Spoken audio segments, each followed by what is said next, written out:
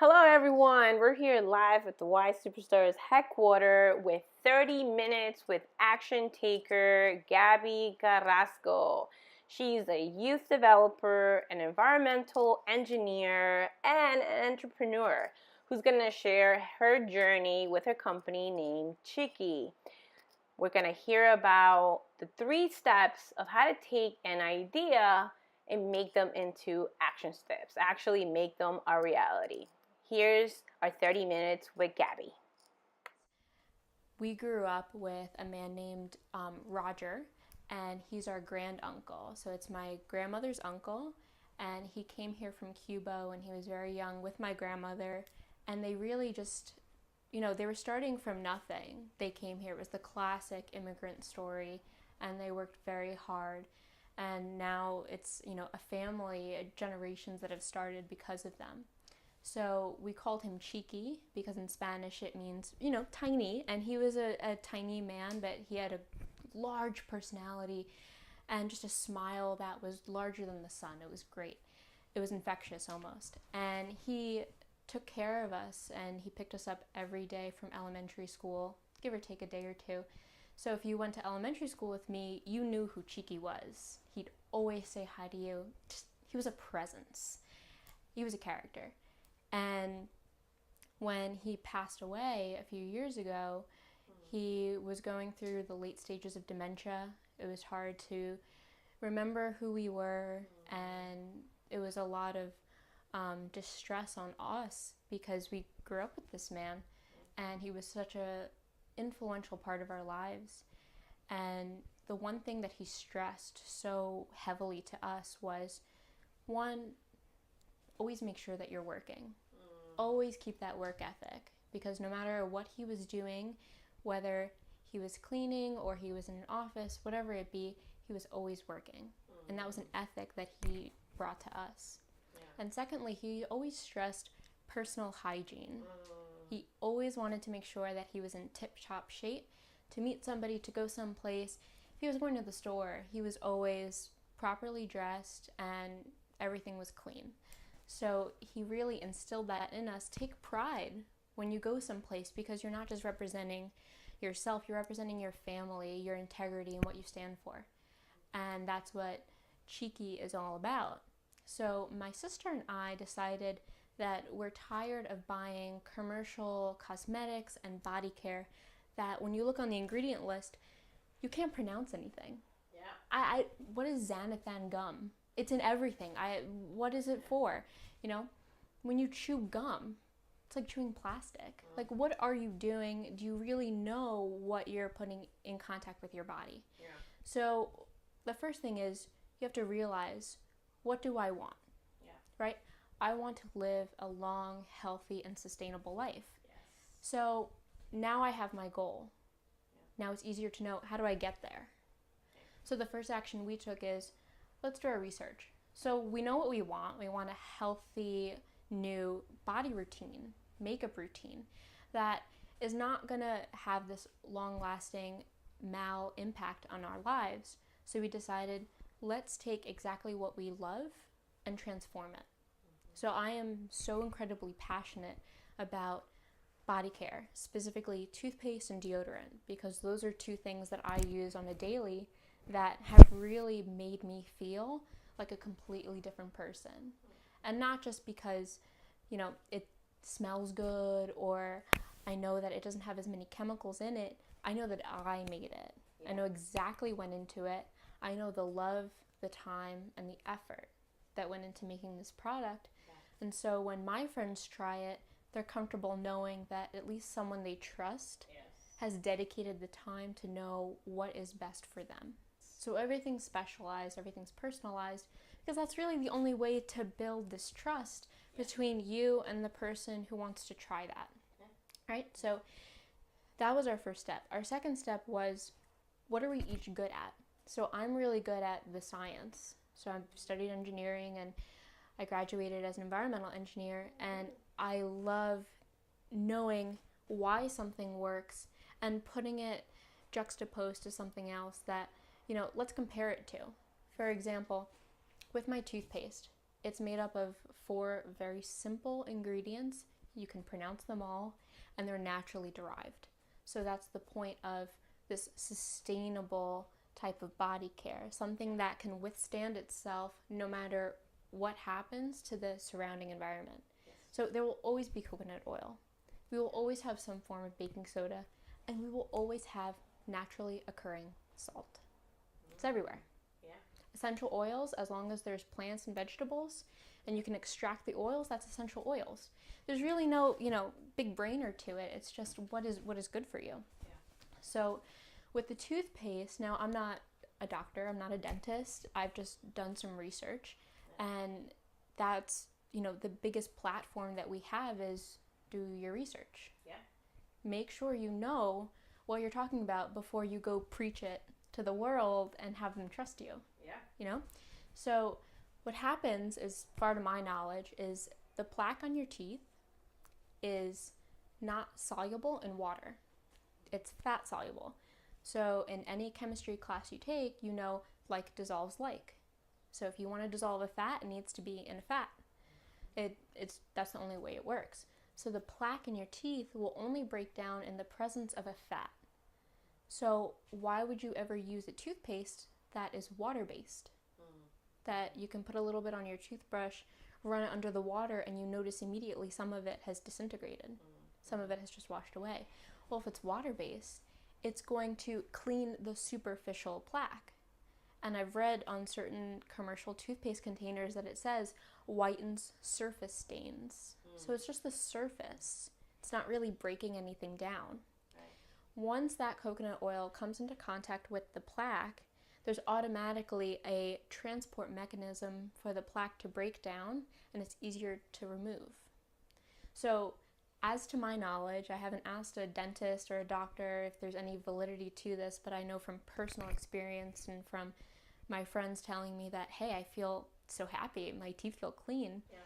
So that salt is the first agent to act in the toothpaste. That salt is going to scrub away at the superficial plaque. So now that you have that abrasion, and it's not tough, there's maybe, a quarter of a teaspoon and a whole thing of toothpaste, you have that salt that wears away at it. Yeah. And then you have the coconut oil, which is the fat, and it's the transport. Right. So now the plaque can kind of just dissolve. Right. And now what are you left with? The base. And baking soda is a natural whitener.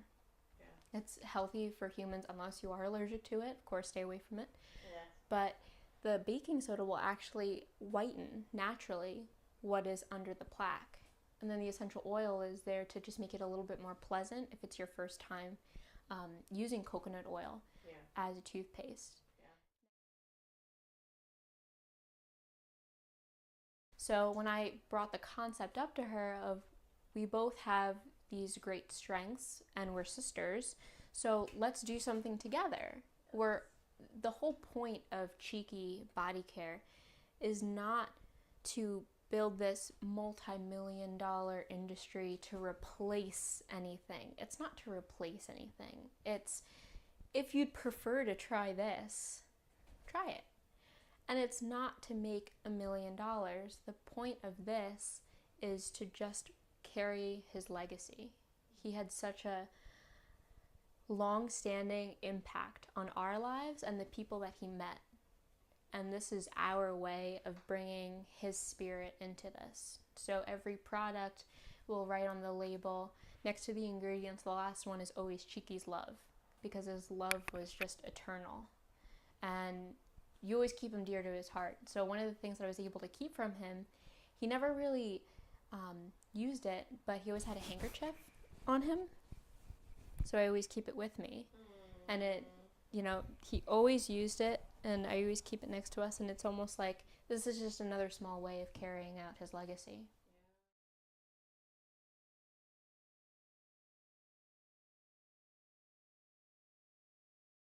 Pros, if she says she's busy, I can always check. She's right there. I said we need to work on something, and if she hasn't said it yet, but if she ever says she's busy or she can't really do it, she's right there. I can always check. And also, it's so great because we both lived this. We both understand this sentimentality of why we're doing it. And if I were to bring in, an outsider, I'd have to explain to them just how much he meant to us and just how important this would be to him. Yeah. So my sister obviously lived it with me, and she just knows. It's like this vibe. Yeah, it's great.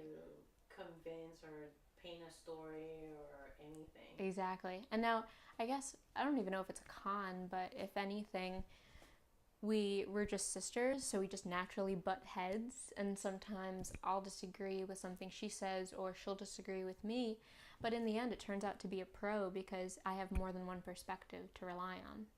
Yeah. I might see it one way and she sees it another way, and her way is actually the better way. Yeah. And it's always good to have that second opinion. Because we all have blind spots. Yeah. So because we're not perfect. We're not meant to be perfect. No, not at all. And your sisters, you guys are going to tell each other the truth. Yeah. You're never going to sugarcoat anything. Exactly. You guys have seen each other at your best, at your worst, and so the trust is already there. She's one of the few people that you can really count on, is family. Yeah. Always count on family. So the first thing that I learned is if you don't have passion, it's not even worth it. If you are not willing to give all of you and more, don't even think about it twice. Don't even waste your time, because starting something from the bottom up, whether you're doing a youth developing company or body care, or if you're doing perfume or soaps, or if you're providing a service, the only people who are going to make it are the ones who are so passionate, the ones who are hungry, that they're driven, that you can't really get them to change their mind, about the main topic, which is this what you want to do? You just have to feel it. There's got to be something that just clicks, So when I think about it, me and my sister came up with the idea not very long ago, and it doesn't take much time to say, this is my idea, let me refine it, but I'm going, and you can either jump on or jump off, but I'm going. And that's what we decided to do. So the second thing is you need to do your research. So we wouldn't have gotten this far, we wouldn't have a lot of friends and family asking to try samples had we not done our research and are fully comfortable giving this product, because it is a body product, and I want to make sure that I take care of my friends and family. So when I did my research, I wanted to come up with 2 different types of toothpaste, for example. So in the summer months, coconut oil, it's the possibility that it could melt in shipping. So coconut oil has a very low melting point, roughly 72 degrees Fahrenheit, and anything above that, so at room temperature, your coconut oil could liquefy, but it doesn't change the properties of coconut oil. It's just maybe popping it in the fridge for a few minutes. So as an alternative, we're working on a clay toothpaste using bentonite clay from, I believe it's the Andean Mountains. And this clay has been around for ages, but now people are taking it and crushing it into a powder. So it's a little easier to transport from place to place. And when you do your research, you realize that clay is actually used for everything. People use it for facial masks, for toothpaste, and a variety of other reasons. But when you look more into it, and I'm glad we did this research very early on, you know that clay will bind to the heavy metals in your system, because you can swallow it. It's as long as you buy the food grade. You can swallow it and it'll bind to the heavy metals in your body that really aren't supposed to be there in the quantities that they may be. So it'll bind to it because the clay is normally negatively charged and metals are positively charged, and they'll combine, and it removes itself from the body. But now, that obvious point, you don't want to put your clay in contact with any metals for storage or for mixing. So you don't want to keep it in a metal tin, mix it with a metal spoon, because it'll bring out the toxins in the metal. So we're so glad that we did that extra research, and we're making everything as healthy and sustainable as possible. Third thing is, if you want to package it, so obviously people will pay attention to the packaging, especially Those who are very visual learners, being a youth developer, you're very much a visual learner and you look at things and that's how you connect to it. So our packaging wanted to be pretty, but also it's a sustainable body care line. So we needed our packaging to be as sustainable as possible. So for deodorant, we know that convenience always triumphs anything else. For, you know, the average very busy American, things need to be convenient.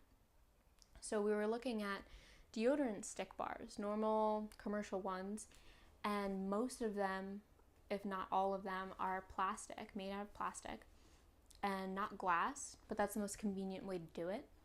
And we decided that to be as sustainable as possible, we got the safest plastic we could find, which is BPA free and has a recycling label, I believe, of 5, which, according to many sources that I've looked up, it's the safest plastic. If you have to use one, it's the safest plastic to use.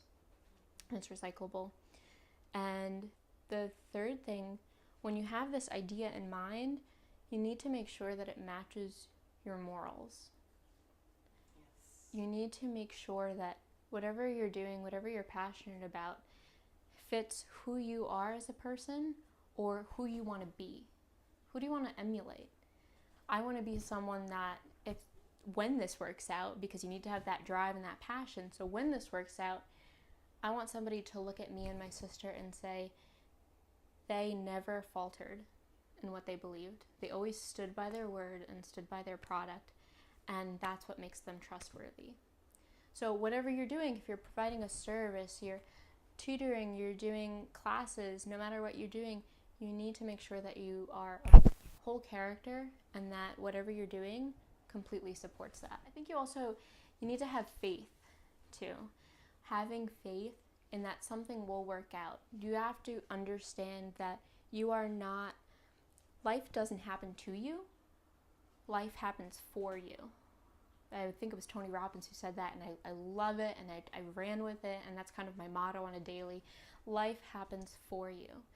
Seeds are planted throughout your life that you might not think anything of it. It might be very trivial, but one day it's going to catch up with you and you'll realize why that happened, why that was there. So for me, I just realized it the other day, and it makes me so invigorated to continue forward because I know this was meant for me and my sister. When I was in elementary school, we used to have class plays, and I think I only starred in 1 out of like 2 or 3. And the one class play that I starred in was called The Toothpaste Millionaire. No. Yeah, and I can't remember who wrote the play, but in the play, I was the one who, I think my character thought of a new formula and wound up doing incredibly well just off this one toothpaste. Mm-hmm. And that was the play, and I realized that was one of the biggest seeds planted because I thought nothing of it. You know, it's a 6th grade class play.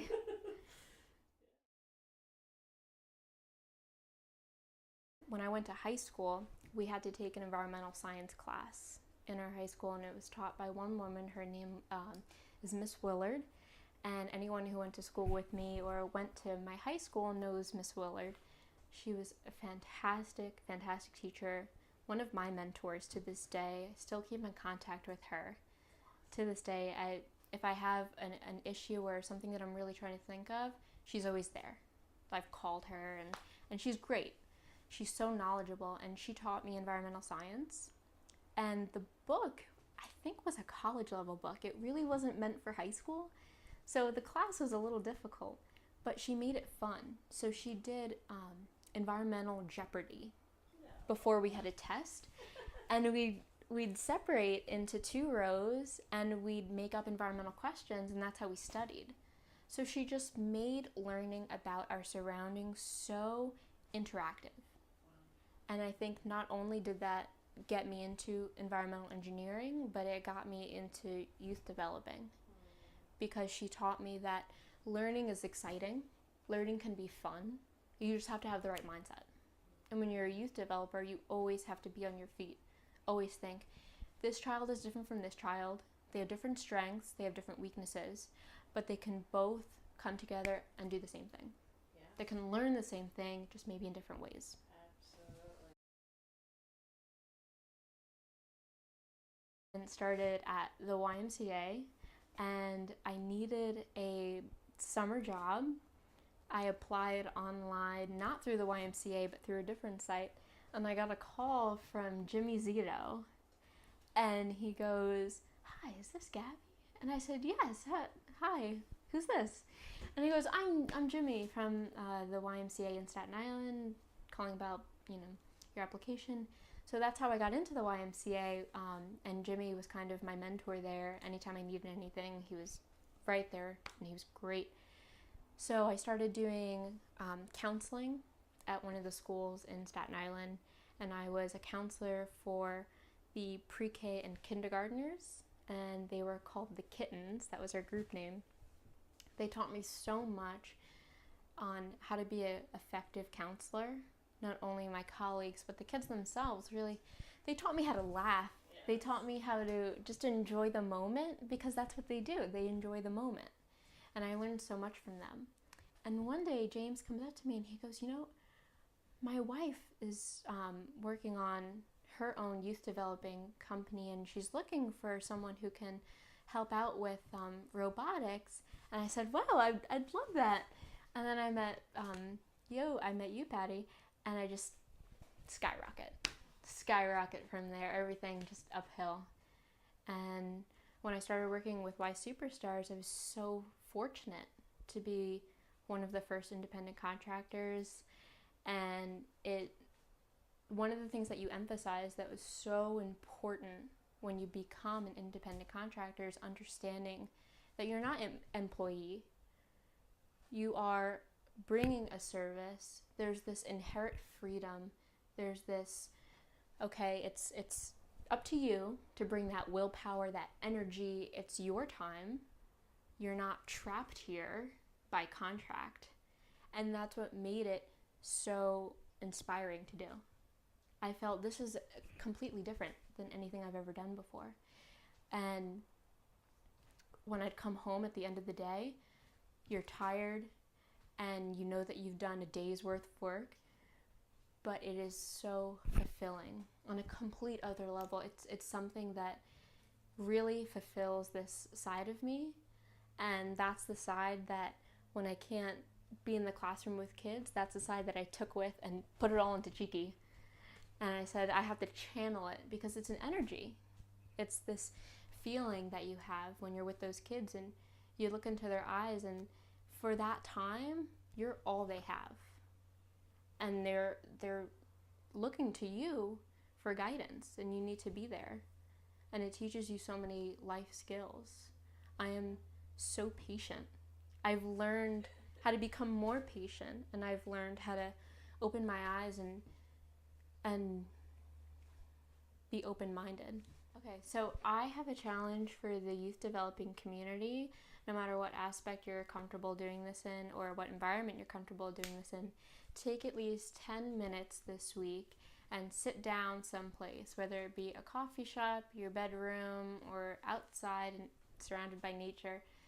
Take 10 minutes and take an empty notepad and just list all the things that make you so happy you cannot sit down when you're writing this, that it just makes you explode with energy and passion, that you just want to tell everybody. That's really how the things that you want to list. It really starts with just freelance scribbling. That's how it really starts. Have a notebook or something where, a mirror that you can draw on. That's great.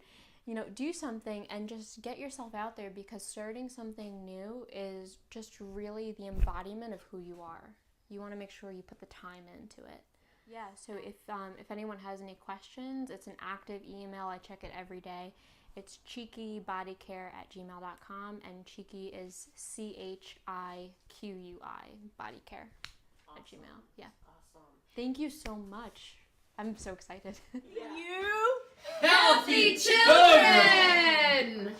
I got that sunshine in my pocket, got that good soul in my feet, my eyes are off it, moving so phenomenally. You're more like the way we rock it, so don't stop.